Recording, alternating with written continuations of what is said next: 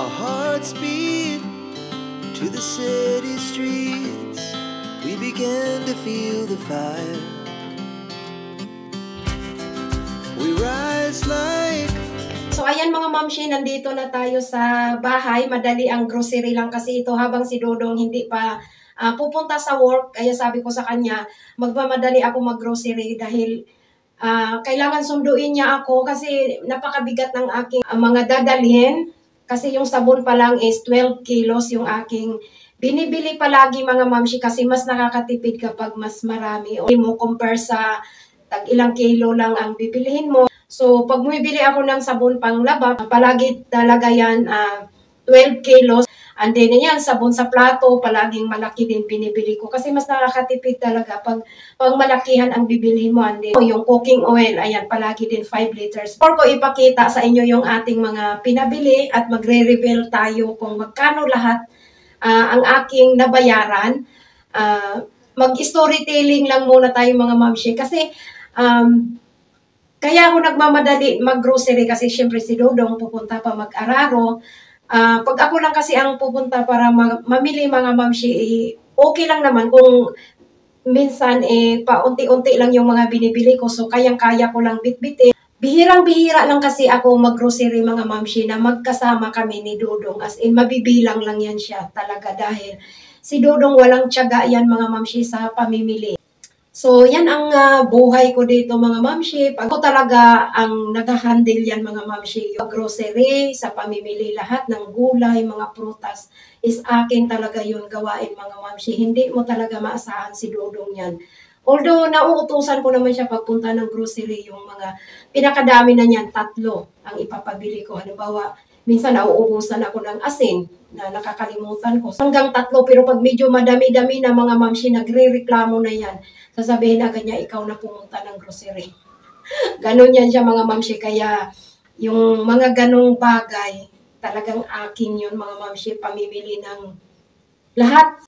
Basta, dito sa namin, walang si Dodong, walang pakialam yan. Or pupunta yung sa tinatawag nila dito na pasar or yung parang market day sa atin, yung may mga gulay, mga prutas, ganon.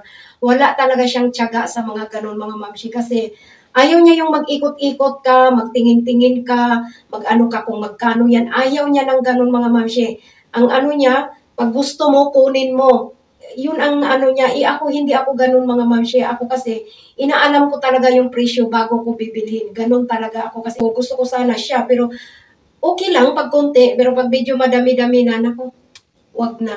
Kasi magre-reklamo talaga yan. Ayaw niya yung nag-iikot-ikot siya, nahihilo daw siya, ganito, ganyan. Dami siyang reklamo. Kasi ang katwiran niya, yung card naman is nandito sa akin. Sa'yo, bahala ka na. Yun, bahala na ako sa buhay ko.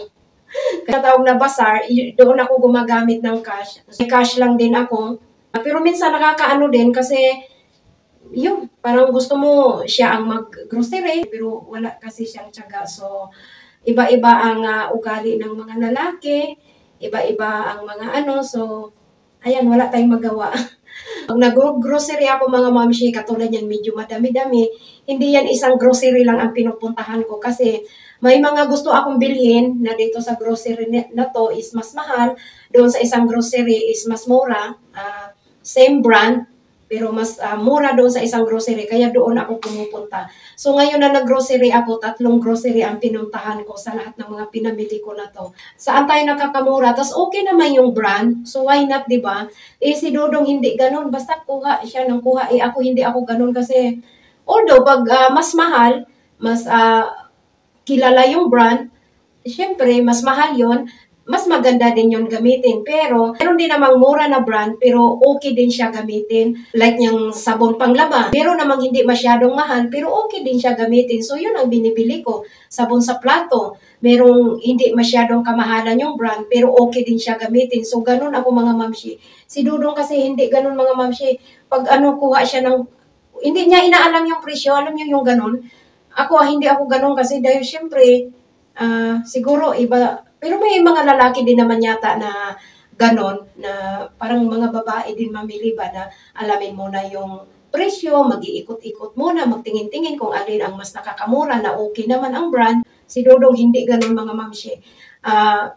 Madalas yan pag halimbawa uutusan ko siya magpunta ng grocery kasi dito mga mamshi walang katulad sa atin na sari-sari store. So may tinatawag sila dito na bakal, yung para siyang mini grocery sa atin pero hindi talaga yung sari-sari store na katulad sa atin makakabili tayong mga tingi-tingi na katulad yung mantika, asin, mga toyo, di ba may ganun sa atin sa sari-sari store dito wala mga mamshi. Ito na toyo, wala akong nakitang nakasashi na toyo. Mga nakabote talaga, mga mantika, walang mga nakasashi-sachet. So wala, mga nakabote talaga. Although may mga maliliit na bote, pero nakabote talaga sila. Walang mga nakasashe, mga shampoo, walang nakasashe, mga toothpaste, walang nakasashe. So ganun dito mga mamshi. So, ayan mga mamshi, napahaba ng ating maritisan. But, ayan, kinukwento ko lang din sa inyo para, syempre, anong tawag niyan? Although hindi naman yan, hindi naman yan super, talaga na ugali ng lalaki. Si Dodong naman wala akong kasi, si Dodong kasi is napaka, talaga niya. Super, talaga siya, family man talaga siya mga mamshi, yung bahay, trabaho, ganun talaga siya mga mamshi. Hindi siya katulad ng ibang mga na naggagala, nag-iinom. Ang bisyo lang ni Dodong talaga is paninigarilyo. Wala siyang ibang bisyo. Yun lang talaga. Ito muna ang ipapakita ko mga mamshi. So, ito yung ating sabon na para sa washing. And then, ayan yung kulay pink, yung fabric softener. Although may binili pa ako dong isa, pero ibang brand yon. Kasi nag-sale mga mamshi. So, attack talaga ako pag may mga sale. And then, yung isa na yan is bleach. So, ayan, iniwan ko lang dyan kasi mabigat. Tissue para doon sa toilet, fabric softener. So ito din siya is nag-sale. Panglinis ng banyo, CR. Pero minsan nililinis ko din sa ko dito sa lutuan, pwede din siya. Banyo, ayan, sa mga tiles. So panglinis sa bintana, yung pang-spray dito sa loob ng bahay. Towel paper. And then dito na naman sa isang cellophane. So ayan, butter, cheese, cream cheese. Ayan, masarap to siya kasi marami kami doong mga strawberry jam. Then, ihalo mo siya, ilagay mo sa tinapay, and then white cheese, grapes. Doon ako namimili sa tinatawag na pasar ng mga prutas, pero naubos na kasi yung mga prutas, mga mamshi. Bukas may pasok, so walang babaunin yung makulit. Ayan, ito mga mamshi, shift tali. Anong tawag nito? So, ayan, bumili ako ng bigas. Basmati, kasi ito ang gusto ni Dodong. Pero bihira lang naman kasi siya nagra-rice. Kahit isang taon mga mamshi na hindi sila magkita ng kanin, wala siyang pakialam. Kasi dito is bread is life. Pero pagka kasi, siyempre ako kumakain din ako. Pero pagka bumibili ako yung jasmine rice kasi mas mura. So, yun ang palagi kong niluluto. Minsan naman may ibang brand, bumibili din ako. Gatas mga mamshi. Isa lang binili ko kasi meron pa ako doon sa fridge. Maliliit na gatas. Ayan, pangbaon ng makulit sa school. So, ayan, bumili ako 5. Yung spaghetti, macaroni na maliliit. So, ginagawa nila itong macaroni salad. Ito lang ang aking pinamili. Pero, isusulat ko dyan sa screen kung magkano siya lahat. Mapapaaray ka na kasi dati mga mamshi, nung bagong dating ako dito is katulad nitong gatas na to. So, magkano to siya ngayon mga mamshi? 26.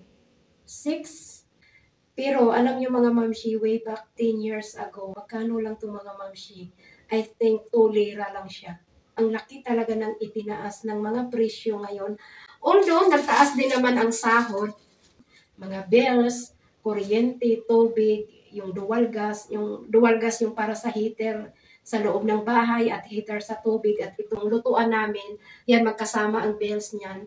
Alam niyo dati mga mamshi, nung bago-bago pa lang ako dito, pag namimili ako, may 200 lira lang ako. Diyos ko, ang dami ko nang mapamili niyan. Kasi isipin niyo ito dati is 2 lira lang. Mga ganun lang siya.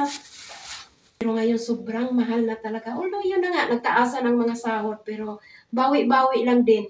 Kasi nagmahalan lahat. Rent ng bahay, tubig, kuryente, wifi, pack. So, ayan. Bawi-bawi lang din. Pero wala tayong magawa. Kasi alam naman hindi din tayo mamili. Alam naman hindi tayo gagamit ng kuryente, ng tubig, lalo na yung dual gas. Kasi lalo ngayon mag-winter na or pa-winter na kami. So, ngayon hindi pa naman, sorry.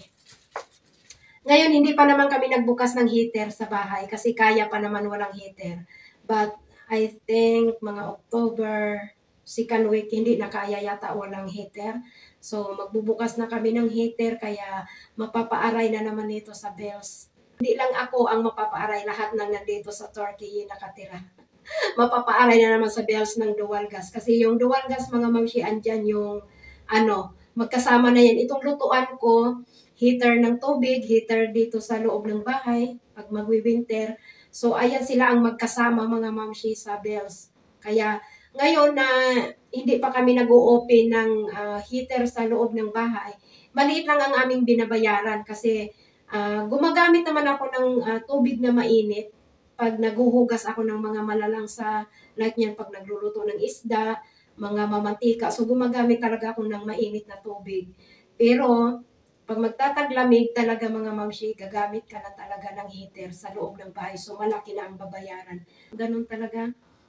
But wala tayong magawa kasi hindi naman pwedeng hindi tayo gagamit ng mga kung ano-ano, hindi naman pwedeng hindi tayo mag-grocery. Kailangan natin yan, kakain tayo, yan mga pang-breakfast. Minsan bumibili kami ng mga pang-breakfast doon talaga kasi meron talagang bilihan dito ng pang-breakfast. Lahat ng klaseng mga cheese, mga mamsi, iba't ibang klase ng mga cheese kasi ang daming cheese dito. Iba't ibang klase. Ngayon, ito lang binili kong mga pang-breakfast kasi meron pa kami doong isang klaseng cheese. Meron ako doon yung tinatawag na sujo, parang longganisa sa atin. So si Dudong hindi naman mahilig nun. Itong batang makulit ang mahilig kumain nun. Ito lang yung ating vlog for today. Thank you for watching everyone. Bye-bye. God bless.